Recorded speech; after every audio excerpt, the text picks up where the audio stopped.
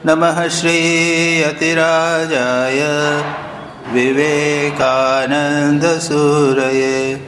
सच्चित्सुखस्वरूपाय स्वामिने तापहारिणे। स्वामी विवेकानंद की inspired talks या देववाणी। हमने इनके पास पुस्तक हो जानेंगे 10 जुलाई का पाठ कर लिया। आज से हम 11 जुलाई 11वां जुलाई का पाठ करेंगे। स्वामी जी कहते हैं, without mother love no creation could continue.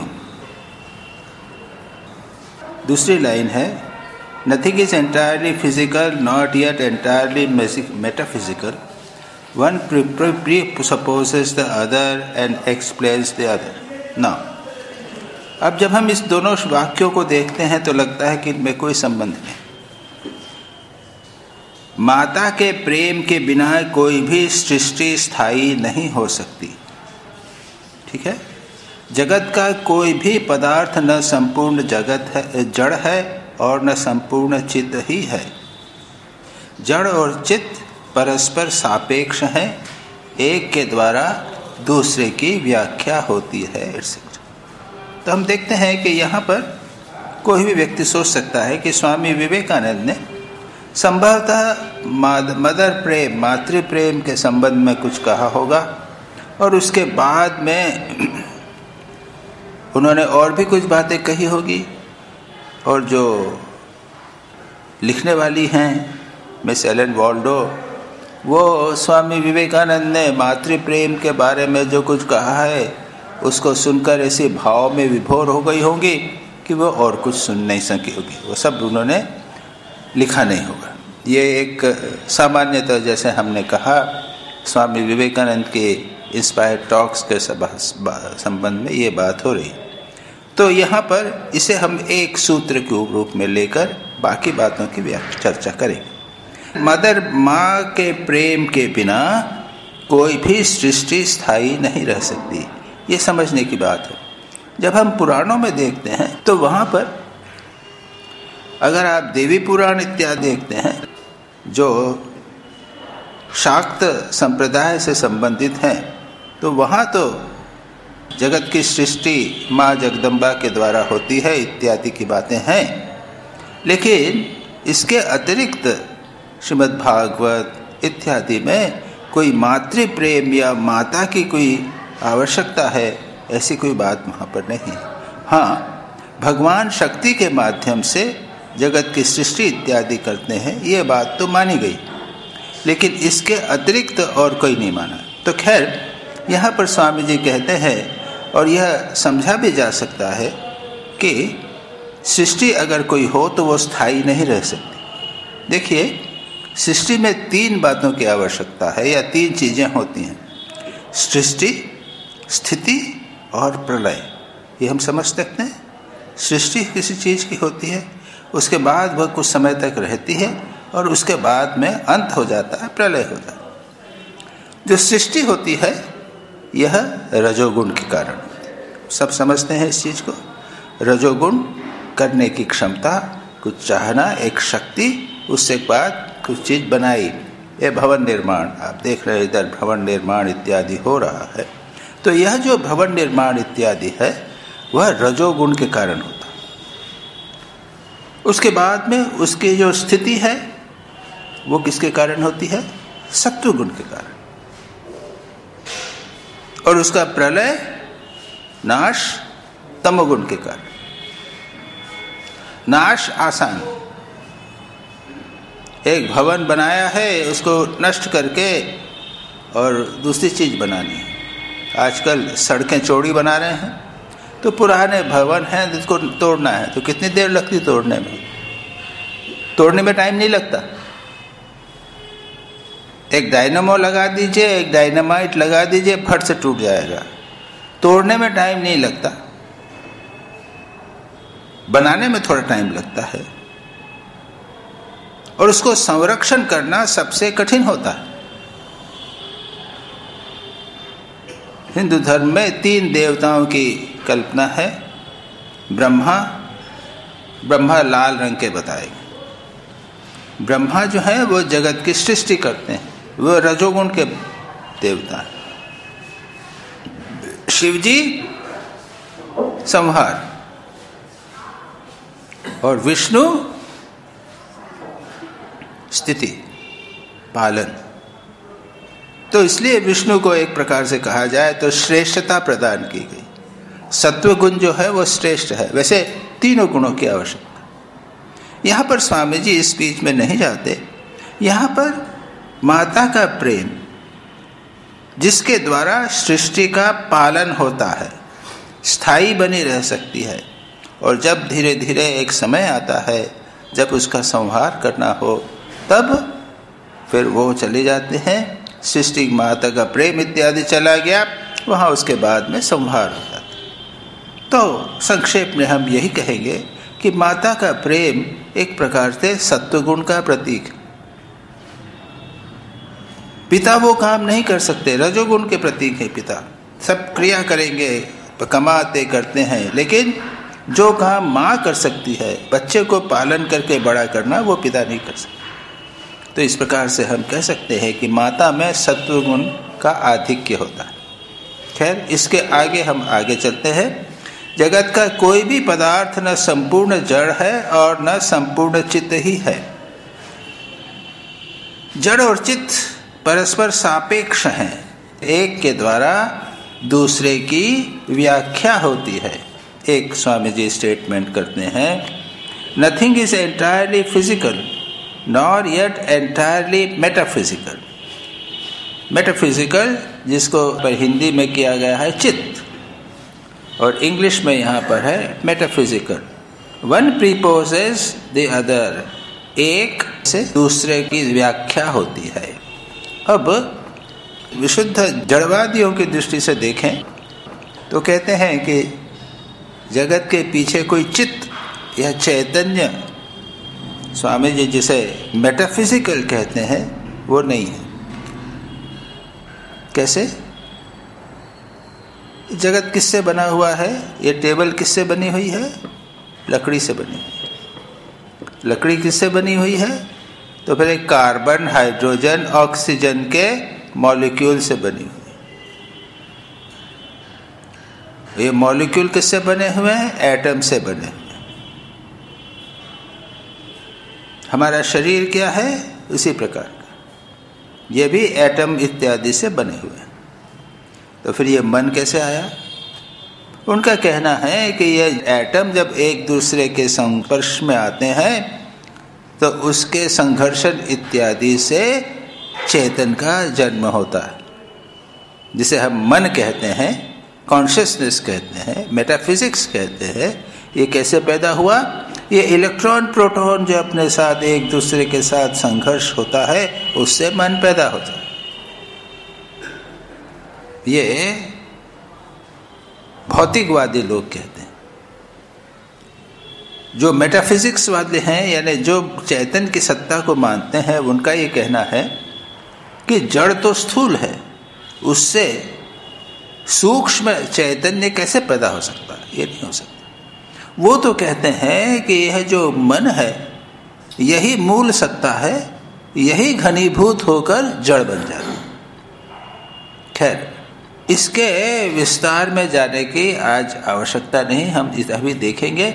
Swami Vivekananda in philosophical दार्शनिक विचारों की गहराई में थोड़े गए हैं, और इनको समझना हो तो बड़ा मुश्किल।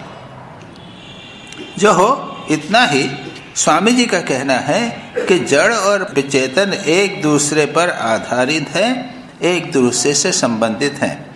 अब इसके बाद में तीसरी बात आ जाती है, और जो जड़ और चेतन से थोड़ी संबंधित है लेकिन फिर भी लगता है कि भिन्न है। वे कहते हैं, all theists agree that there is a background to this visible universe, they differ as to the nature और character of that background. Materialistic से देयर इज नो बैकग्राउंड। अभी मैंने जो बात कही, स्वामी जी कहते हैं इस परिदृश्यमान जगत की एक भित्ति है। यह जो जगत दिखाई दे रहा है, उसके पीछे एक बैकग्राउंड, बैकग्राउंड का अर्थ क्या है? एक भित्ति। स्वामी जी ने कहा जगत जो दिख रहा है, जैसे सिनेमा हम देखते हैं, टीवी देखी, सिनेमा देखा, सिनेमा दिख रहा है। किस पर दिख रहा है? एक पर्दे पर दिख रहा है। वही है बैकग्राउंड। एक पर्दा होना चाहिए, उसके ऊपर हमें सारा जगत दिखाई देगा, पर्दे के बिना नहीं चलेगा। इसी को स्वामी विवेकानंद कहते हैं भित्ति या बैकग्राउंड। इस परिदृश्यमान जगत की एक भित्ति या बैकग्राउंड है। इस विषय में सभी आस्तिक मत एक मत है। आस्तिक यानी जो ईश्वर में विश्वास करने वाले, ऑल थीस, वे कहते हैं सारे जगत के पीछे एक सत्ता है। उसे अब वो कहते हैं आगे, केवल उस भित्ति स्थानीय वस्तु की प्रकृति या स्वरूप के संबंध में उनका मतभेद है। वो कहते हैं they differ as to the nature or character of that background। इस सारे दृश्य जगत के पीछे जो स्थायी सत्ता है, उसका जो आधार है वो क्या है? तो जो ईश्वरवादी हैं, जो आस्तिक हैं, भगवान में विश्वास करते हैं, उसके पीछे भगवान है। अब भगवान क्या है, कैसा है, इसके संबंध में विभिन्न मान्यता है। अद्वैत वेदांत कहता है वो सच्चिदानंद है। विशिष्टाद्वैत वेदांत दूसरे प्रकार से कहता है। भक्त कहते हैं कि वो भगवान है, ईश्वर है, विष्णु है। ईसाई कहते हैं कि वो आवर फादर हैं, गॉड हैं। इस्लाम वाले अल्लाह कहते हैं, और उनकी अपनी अपनी धारणा है।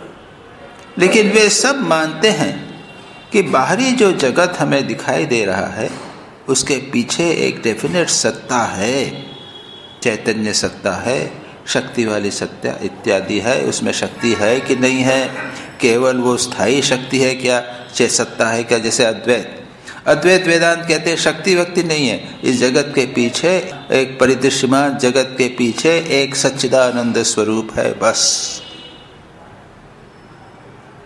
शक्ति की बात वहां नहीं लाते।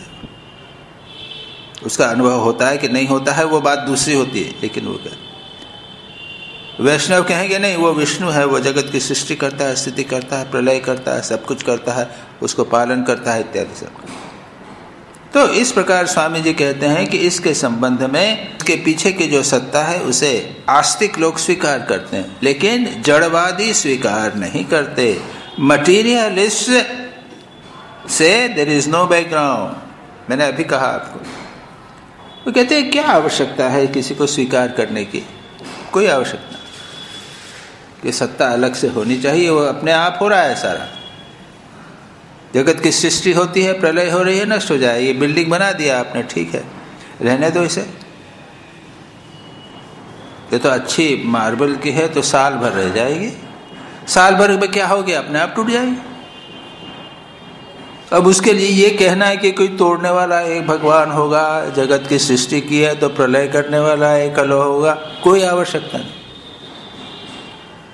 जड़वादी कहते हैं कोई ईश्वर की आवश्यकता नहीं, कोई चेतन सत्ता की आवश्यकता नहीं। अरे ये चेतन जो है वो जड़ से पैदा हुआ है, मैंने अभी आप लोगों को। स्वामी जी इस मतवाद को कहते हैं। अब आगे चलते हैं।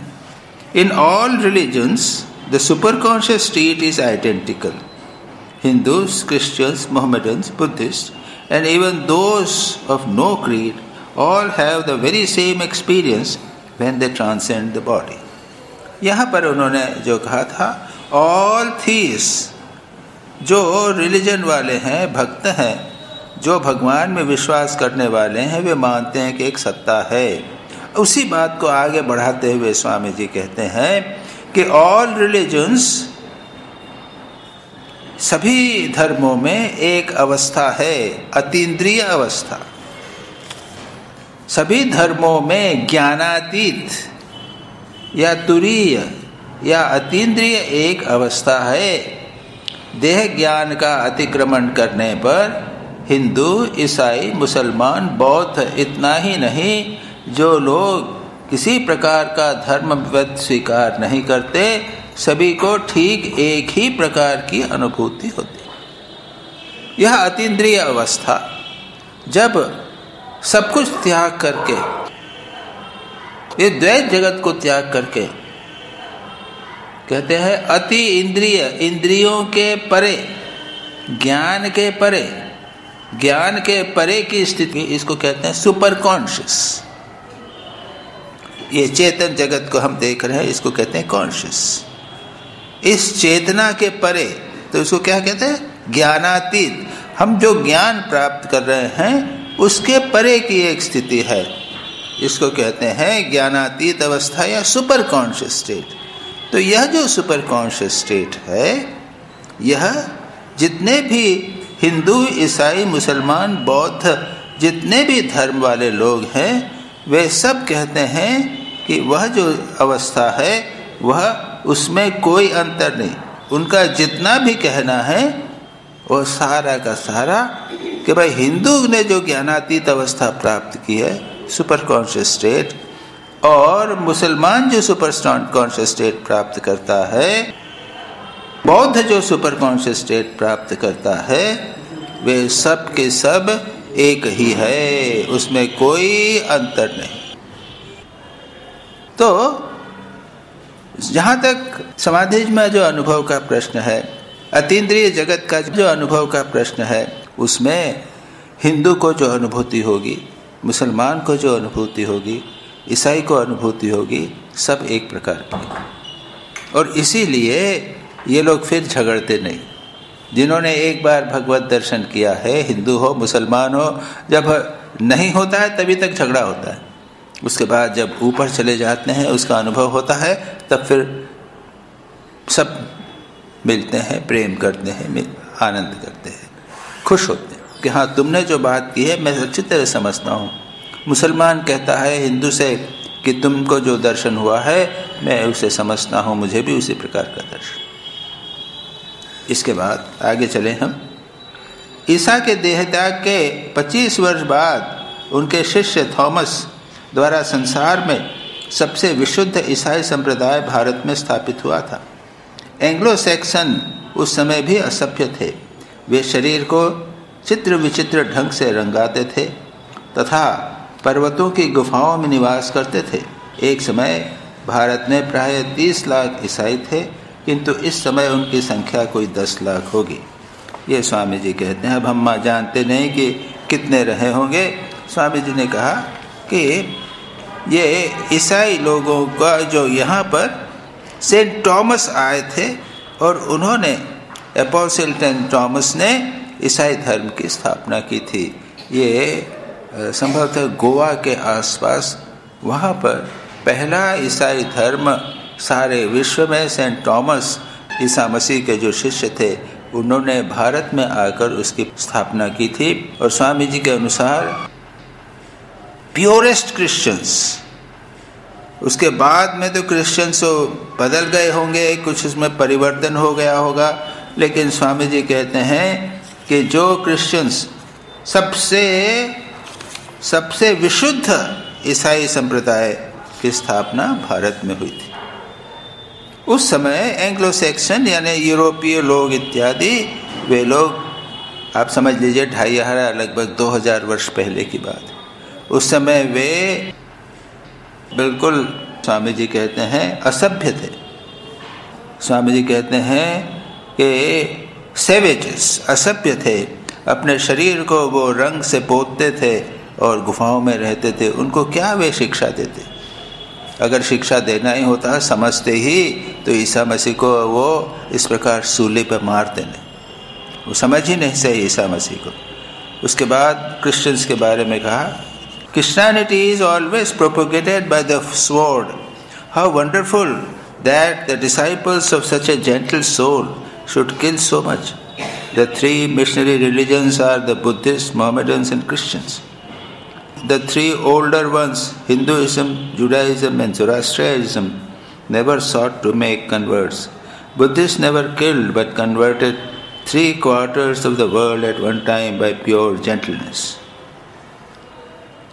ईसाई धर्म सदा ही तलवार के बल से प्रचारित हुआ था। कैसा आश्चर्य है! ईसा के समान निरीह पुरुष के शिष्यों ने इतनी नरहत्या की। ईसा जो खुद को बलिदान कर दिया, उनके शिष्यों ने इतना रक्तपात किया। स्वामी जी यही आश्चर्य करते हुए कहते हैं।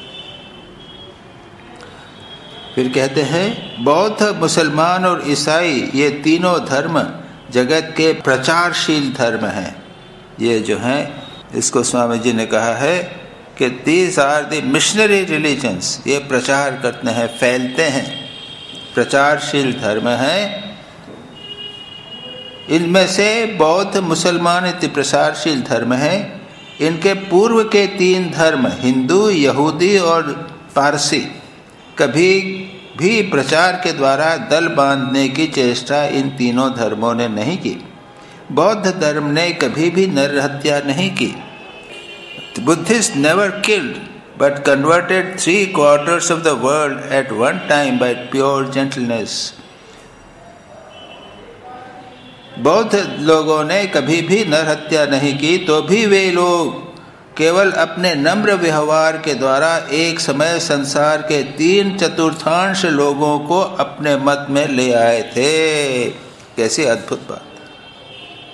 स्वामी जी इस पर आश्चर्य करते हैं कि कैसी अद्भुत बात कि बौद्ध लोग ये एक प्रचारक धर्म है, मिशनरी धर्म है, जो फैलता है धर्म, लेकिन कभी किसी को मारता नहीं, कष्ट नहीं देता, और भार विश्व में 3/4 भाग में वह पहुंच गया। आगे स्वामी जी बौद्ध धर्म के बारे में और कहते हैं, the Buddhist were the most logical agnostics. You can really stop nowhere between nihilism and absolutism. The Buddhists were intellectually all destroyers, carrying their theory to its ultimate logical issue. The Advaitis also worked out their theory to its logical conclusion and reached the absolute, the one identified unit substance out of which all phenomena are being manifested. Both Buddhists and Advaitis have a feeling of identity and non-identity at the same time. One of these feelings must be false and one true. The nihilist puts the reality in non-identity and realist puts the reality in identity. And this is the fight which occupies the whole world. This is the tug of war. संक्षेप में पढ़ लेते हैं। ये बड़ा philosophical, दार्शनिक है और समझना कठिन, सच पूछा जाए। संक्षेप में आपको समझाने का प्रयत्न करता हूँ। बौद्ध लोग सर्वापेक्षा युक्तिवादी, अज्ञेयवादी हैं, एग्नोस्टिक। बौद्ध लोग क्या है? एग्नोस्टिक। एग्नोस्टिक और बुद्धिवादी, विचार। ईश्वर, तो क्या ईश्वर है? इसका प्रमाण क्या? विचार कीजिए, प्रमाण के बिना हम नहीं मान सकते। और बाद में स्वामी जी आगे कहते हैं, वास्तव में शून्यवाद तथा अद्वैतवाद, इन दोनों के बीच में युक्ति कहीं भी स्थिर नहीं हो पाती। अद्वैतवाद और शून्यवाद। शून्यवाद यहाँ पर इंग्लिश में कहा है निहिलिज्म। निहिलिज्म, निहाइलिज्म, एक्चुअली उसका प्रोनाउंसिएशन होता है निहाइलिज्म। निहाइलिज्म का अर्थ है शून्यवाद, कुछ नहीं है। ये जगत जो है ना, ये कुछ नहीं है, व्यर्थ है, सब अनित्य है, कोई सत्ता है ही नहीं जगत की। धर्म को निहाइलिज्म जो है, ये विनाशवाद कहिए या नास्तिवाद कहिए या शून्यवाद कहिए। ये कहते हैं कि रिलीजन, धर्म या नैतिकता इत्यादि ये सब जो है कोई आवश्यकता नहीं। क्यों? आवश्यकता बिल्कुल नहीं है। जो जीवन है उसका कोई पीछे कोई अर्थ नहीं है। हम लोग जो बोलते हैं, ठाकुर बोलते हैं, ईश्वर दर्शन जीवन का लक्ष्य है। अरे ईश्वर ही नहीं है तो जीवन का लक्ष्य क्या हो? खाओ पियो मजा करो, वो लोग ये विश्वास करते हैं। इसलिए कुछ लोग उनको कहते हैं कि वो निराशावादी, यानी निराशावादी न नास्तिकवादी, नास्तिवादी, कुछ नहीं। और मैं भी इसके संबंध में आज ही मैंने इंटरनेट में देखा, ये आजकल 2010 के आसपास में इनकी संख्या विश्व में बहुत अधिक बढ़ गई है। चार्ट जो बनाते हैं ना, तो विश्व में उनकी संख्या बहुत अधिक बढ़ गई। निहाइलिज्म, जो ईश्वर को विश्वास नहीं करना चाहते। श्री रामकृष्ण के पास भी एक आदमी आया था ना, आप जानते हैं, उसने कहा था कि मैं ईश्वर में विश्वास नहीं करता हूँ। ईश्वर, क्या प्रमाण है कि ईश्वर है? बिना प्रमाण के मैं किसी चीज को स्वीकार नहीं कर सकता। तब श्री रामकृष्ण ने क्या कहा था, बड़ी अच्छी बात, अच्छा तुम ये तो कर सकते हो, प्रार्थना करो, हे ईश्वर, अगर तुम हो तो मेरी प्रार्थना स्वीकार करो। ऐसा तो कर सकते हो, है ना, वचनामृत में है। थोड़ी देर तक उसने सोचा और उसने चालू किया। कुछ दिनों बाद श्री रामकृष्ण के पास आया और कहा, बहुत खुश, उसने कहा, रोने लगा, ठाकुर के चरणों में गिर गया कि आपने मेरी रक्षा की, क्योंकि ईश्वर नहीं, ये जगत जो है वो असत्य है, क्षणभंगुर है। जीवन का लक्ष्य क्या है हम नहीं जानते हैं। अरे आप, जीवन मरने के सिवा कोई लक्ष्य है क्या? जीवन हमारा है, जन्म हुआ है, कुछ खाएंगे पिएंगे, कुछ करेंगे, फिर मर जाएंगे। ये अज्ञेयवाद, इसको कहते हैं अज्ञेयवाद। और बौद्ध लोग भी युक्तिवादी अज्ञेयवाद, कुछ नहीं है, जगत शून्य है, ये क्षणभंगुर है, निरंतर परिवर्तन हो रहा है, हमको स्थायी चीज लगती है। ये एटम, इलेक्ट्रॉन, प्रोटॉन्स तेजी से घूम रहे हैं। वैज्ञानिक बोलता है कि इलेक्ट्रॉन, प्रोटॉन्स जो हैं वो तेजी से अंदर घूम रहे हैं, अंदर ये घूम रहे हैं, निरंतर घूम रहे हैं, इसलिए हमको स्थायी लगते हैं। इतनी तेजी से घूम रहे हैं इसलिए स्थायी लगता है, लेकिन स्थायी कुछ चीज है ही नहीं, वह शून्य है।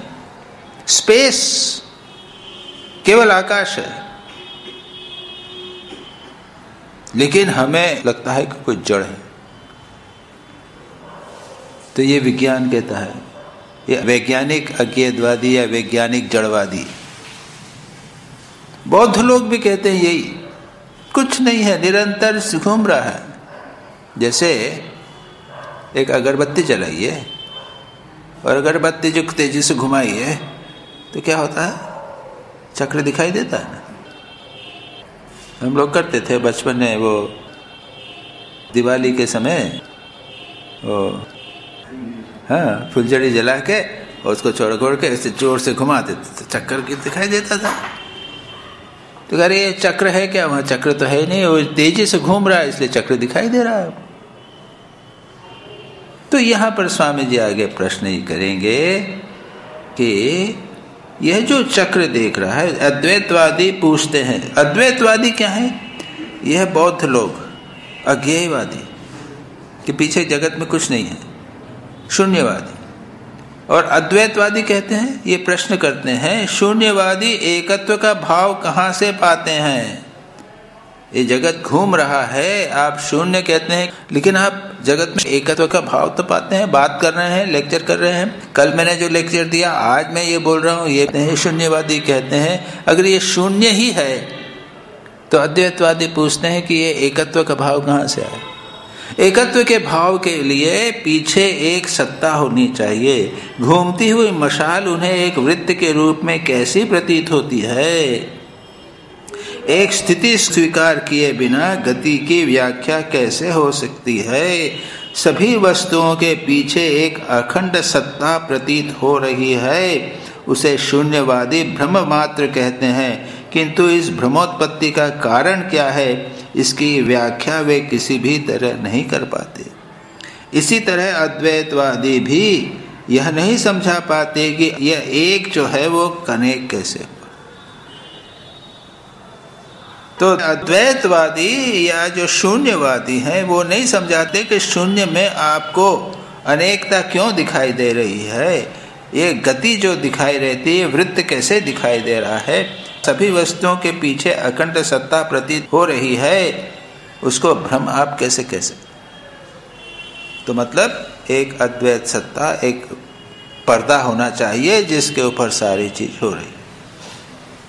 अब अद्वैतवादी कहते हैं केवल वही पर्दा मात्र है और बाकी जो चीजें हैं वो शून्य है। इसी तरह अद्वैतवादी भी यह नहीं समझा पाते कि एक जो है वो अनेक कैसे हो गया। एकमेवा अद्वितीयम, एक ही है, तो फिर हमें अनेक क्यों दिख रहे हैं? वो बोलते हैं भ्रम है, मिथ्या है, अज्ञान है। तो दार्शनिक दृष्टि से तो ये कठिन है, समझाना कठिन है। इसकी व्याख्या एकमात्र पंचेंद्रिय अतीत अवस्था में पहुंचने पर ही मालूम हो सकती है। इसको जब हम इसके आगे चले जाएंगे, इसके परे जब चले जाएंगे तभी हो सकता है, अन्यथा नहीं हो सकता। The only explanation must come from beyond the sense plane. ये जब तक हम इस बाह्य जगत के स्तर पर हैं, इंद्रियों के स्तर पर हैं, तब तक इसकी व्याख्या नहीं की जा सकती। ये इम्पोर्टेंट बात है, उसका आगे का एक्सपीरियंस होना चाहिए। The metaphysical power is the further instrument that the idealist alone can use. He can experience the absolute. The man Vivekananda can resolve himself into the absolute and then come back to the man again. For him then the problem is solved, and secondarily for others, for he can show the way to others. कहते हैं स्वामी जी, आगे कहते हैं इसकी व्याख्या एकमात्र इंद्रियातीत भूमि अवस्था में पहुंचने पर ही मालूम हो सकती है। हमें तुरीय भूमि में उठना होगा, संपूर्ण रूप से अतीन्द्रिय अवस्था में पहुंचना होगा। उस अवस्था में जाने की शक्ति मानो एक यंत्र स्वरूप है, और इस यंत्र का व्यवहार करना केवल अद्वैतवादियों के हाथ में है।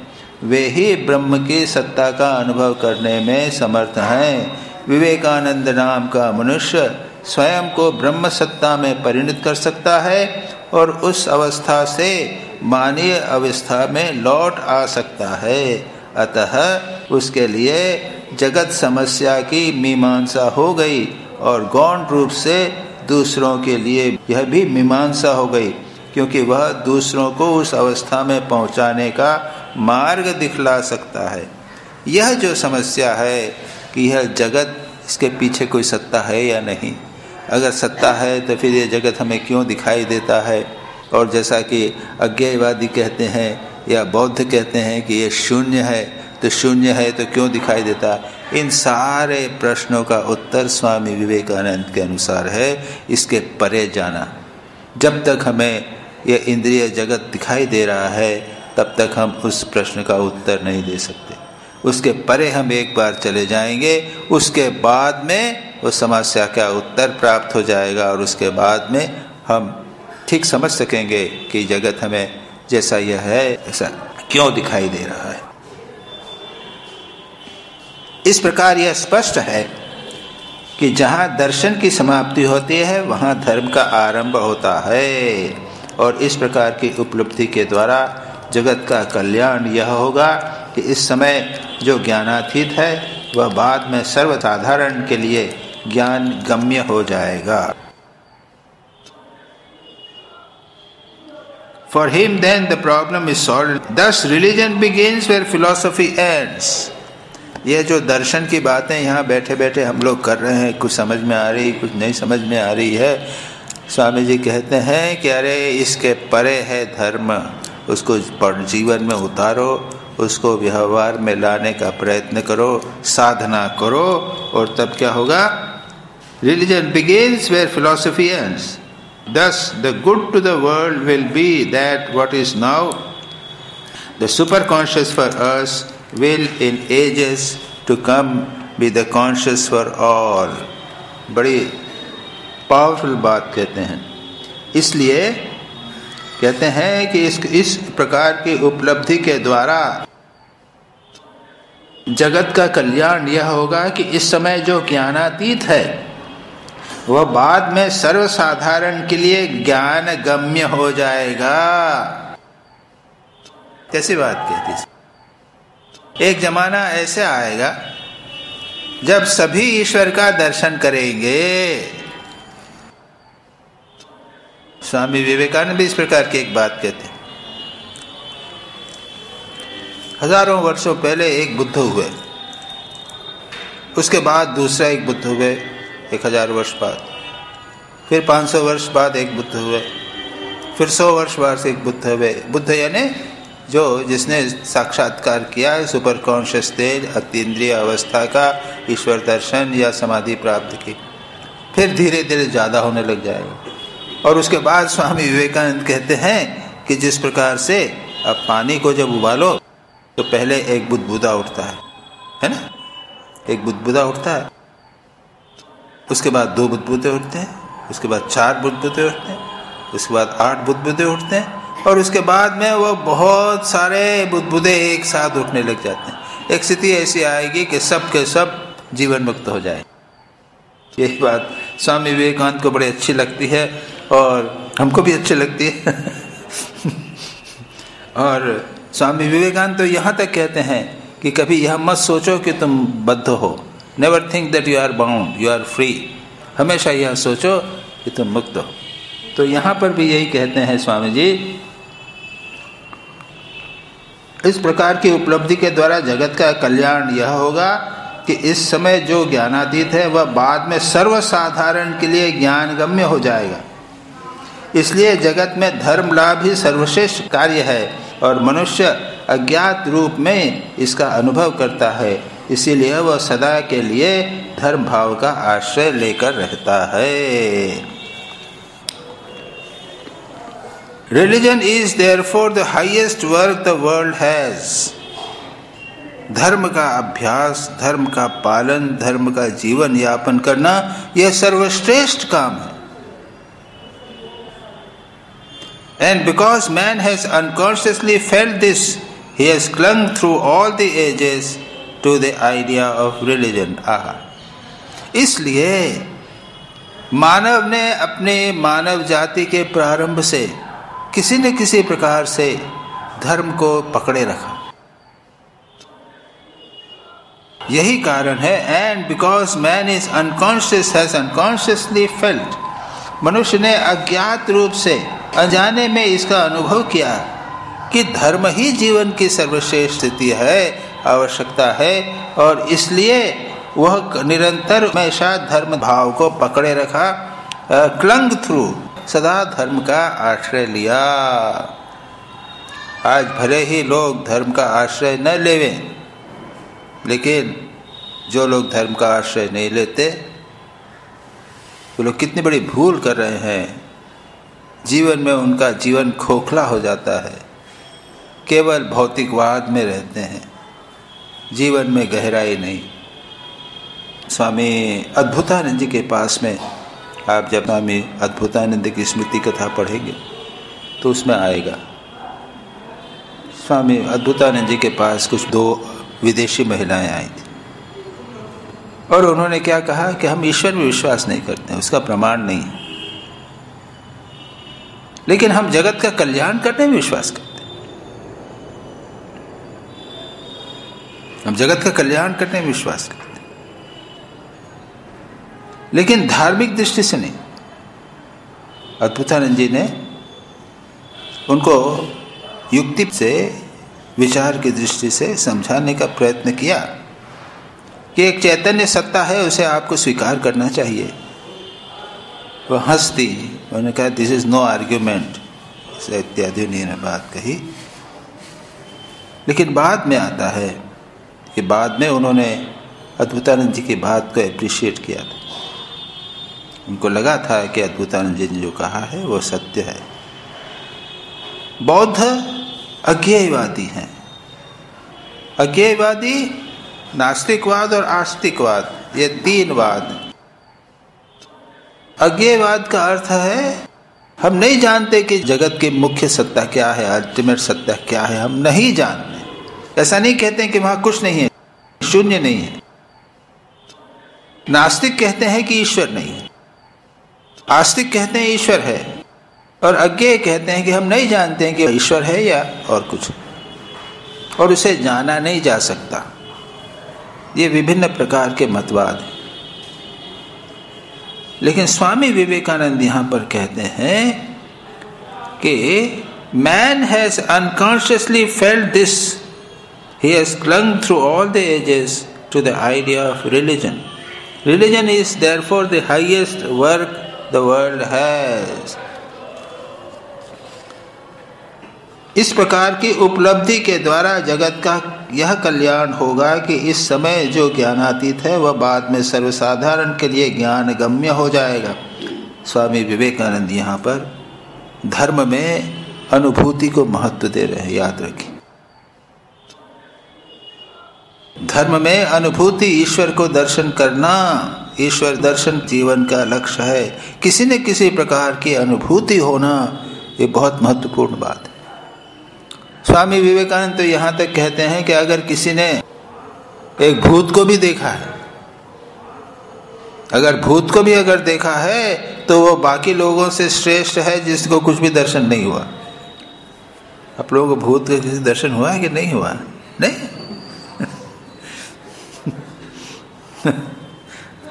तो मैं जब डॉक्टर था तो एक भूत का दर्शन तो नहीं हुआ, लेकिन एक महिला को मैंने देखा था। एक माताजी भर्ती हुई थी जिनमें भूत का आवेश होता था, उसको भूत के आवेश की स्थिति में तो मैंने देखा था। तो खैर छोड़िए, आगे चले। स्वामी जी धर्म को बहुत महत्व दे रहे हैं। धर्म में विशेषकर अनुभूति, religion is realisation. Swami ji बार बार कहते हैं रिलीजन इज रियलाइजेशन। धर्म अनुभूति का विषय है। It is being and becoming. केवल क्रियानुष्ठान को स्वामी जी महत्व नहीं देते हैं। हमें कुछ न कुछ अनुभूति होना चाहिए, कुछ अनुभूति एक्सपीरियंस होना चाहिए, कह सकें कि हाँ हमने धर्म को ठोस रूप से उसका अनुभव किया। फिर आगे कहते हैं religion, the great milk cow has given many kicks but never mind it gives a great deal of milk. The milkman does not mind the kick of the cow which gives much milk. Religion is the greatest child to be born, the great moon of realization. Let us feed it and help it grow, and it will become a giant. King Desire and King Knowledge fought, and just as the latter was about to be defeated, a child was born to him, Vedanta, and saved the victory to him. Then love, bhakti and knowledge married and lived happily ever after. Love concentrates all the power of the will without effort, as when a man falls in love with a woman. क्या कहते हैं स्वामी जी? धर्म मानो एक बहुगुणशालिनी पयस्विनी गाय है। एक धर्म मानो एक गाय है जो बहुत सारा दूध देती है। वह बहुत लात मारती है, किंतु उससे क्या, वह दूध भी बहुत देती है। जो गाय दूध देती है, ग्वाला उसकी लात सहता जाता है। धर्म में समस्याएं भी हैं। हम जानते हैं धर्म के कारण कितनी समस्याएं होती हैं। इसलिए भारत को बना दिया धर्मनिरपेक्ष राज्य, है ना। पॉलिटिक्स में धर्म को नहीं लगाया। लेकिन भारत जो है सबसे धार्मिक देश है। कितने सारे धर्म यहाँ पे आसानी से आराम से पनप रहे, और धर्म के कारण समस्याएं भी हुई हैं। अंधविश्वास होते हैं, झगड़े होते हैं, असहिष्णुता होती है, हत्या होती है, राजनीति होती है, समस्याएं भी होती हैं। लेकिन स्वामी जी कहते हैं उससे बहुत लाभ भी होता है, और अभी उसी की बात यहाँ पर कर चुके हैं थोड़ी सी।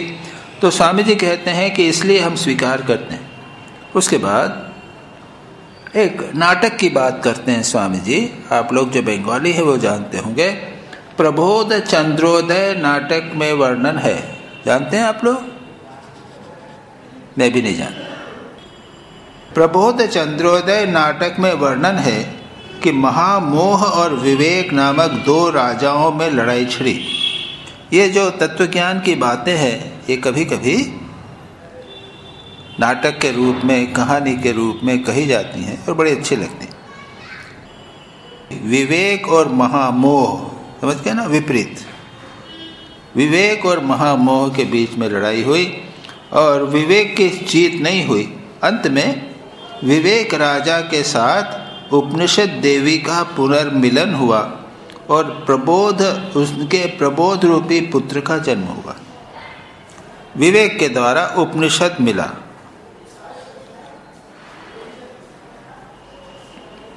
और उसके साथ जो जन्म हुआ प्रबोध, नॉलेज, ज्ञान रूपी प्रबोध रूपी पुत्र जन्म हुआ। फिर उस पुत्र के प्रभाव से उसने शत्रुओं में कोई भी अवशिष्ट नहीं रह गया। तब वे परम सुख से रहने लगे। हमें या प्रबोध या धर्म साक्षात्कार रूपी महा ऐश्वर्यवान पुत्र लाभ करना होगा। यह प्रबोध कौन है? प्रबोध का अर्थ है A child was born, Vedanta. English में है वेदांत, हिंदी में ट्रांसलेशन में कहा प्रबोध, ज्ञान रूपी या अनुभूति रूपी। उसका दूसरा अर्थ यहाँ पर किया गया है। प्रबोध का अर्थ यहाँ पर हिंदी में किया गया है धर्म साक्षात्कार रूपी महा ऐश्वर्यवान पुत्र का लाभ हुआ। यानी हमें धर्म का साक्षात्कार करना। स्वामी विवेकानंद जो कहते थे, रिलीजन इज रियलाइजेशन। प्रयत्न करके, संघर्ष करके हमें धर्म का साक्षात्कार करना चाहिए। हमें धर्म को अपने जीवन में अनुभूति करनी चाहिए। उससे क्या होगा? हम हमारा स्वयं का कल्याण ही नहीं करेंगे, हम हमारे समाज का कल्याण करेंगे। जितने लोग ठीक ठीक धार्मिक होंगे उतना ही यह समाज श्रेष्ठतर होगा। तो ये बहुत महत्वपूर्ण बात स्वामी जी कहते हैं। इस प्रबोध रूपी पुत्र को खिला पला कर बड़ा करना होगा। ऐसा करने से वह एक बड़ा बलवान वीर हो जाएगा। क्या कहते हैं Swami ji? Then love, bhakti, knowledge, married and live forever. Love concentrates all the power of will without effort. And where a man falls in love with a woman, दूसरी चीज है। थोड़ा सा इसमें हिंदी और इंग्लिश के इसमें थोड़ा सा भेद है। खैर, यहाँ पर अभी हम समाप्त करेंगे। कुछ दार्शनिक बातें हैं और हमने हमें तेजी से देखने का प्रयत्न किया। मुख्य बात यह है, इस बाह्य जगत के पीछे एक चैतन्य सत्ता है, जिसे आप ब्रह्म कहिए, ईश्वर कहिए, भगवान कहिए, कुछ भी कहिए, वो सत्ता है और उसका अनुभव किया जा सकता है। यही नहीं, उसका अनुभव करना ही जीवन का लक्ष्य है। उसी से सारी समस्याएं, सारे द्वंद्व, सारी शंकाएं, ये सारी की सारी बातें दूर हो सकती हैं, अन्यथा ये नहीं हो सकती। तो यहाँ पर इसे समाप्त करते हैं। ये कठिन एक विषय था जो हमने करने का प्रयत्न किया। इसकी आगे की चर्चा हम अगली बार करेंगे। तम देशिकेन्द्रं परमं पवित्रं विश्वस्य पालं मधुरं यतीन्द्रं हिताय निर्णाम नरमूर्तिमन्तं विवेक आनन्दमहं नमामि। नमः श्री यतिराजाय विवेकानन्दसूरये